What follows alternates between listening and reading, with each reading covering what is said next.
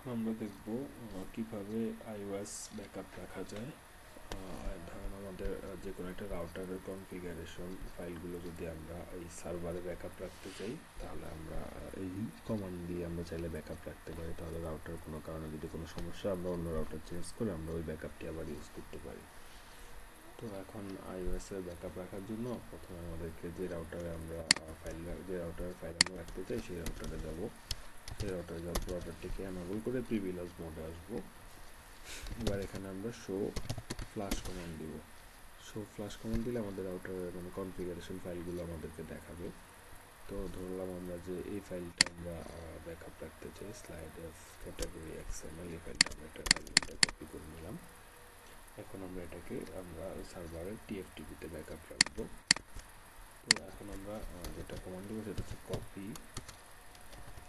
Copy space flash space TFTP। এরপরে আমাদেরকে যেটা করতে হবে, এন্টার দেবো। এন্টার দেওয়ার পর আমরা যে ফাইল নেম যেটা কপি করে নিয়েছিলাম এটা পেস্ট করবো। পেস্ট করার পর এন্টার দেবো। এন্টার দেওয়ার পর এটার আমরা যে কোনো একটা নাম দেবো। ধরলাম আমরা নাম দিলাম মাহমুদ নাম দেওয়ার পর আবার এন্টার দেবো। সরি, আমরা এখানে একটু মিসিং হয়ে গেছে, আমাদেরকে একটু হ্যাং করে থাকতে হবে। আমাদেরকে ফাইল নেমের পরে দিতে হবে সার্ভার IP অ্যাড্রেস, তারপরে নাম দিতে হবে। আচ্ছা, তাহলে এটা বাদ আমরা আরেকটা রাউটার থেকে করি। দিয়ে বের আসি, তারপরে শো ফ্লাশ, সেখান থেকে আমরা ধরলাম স্লাইডের ডিফল্ট, এটাকে আমরা করবো,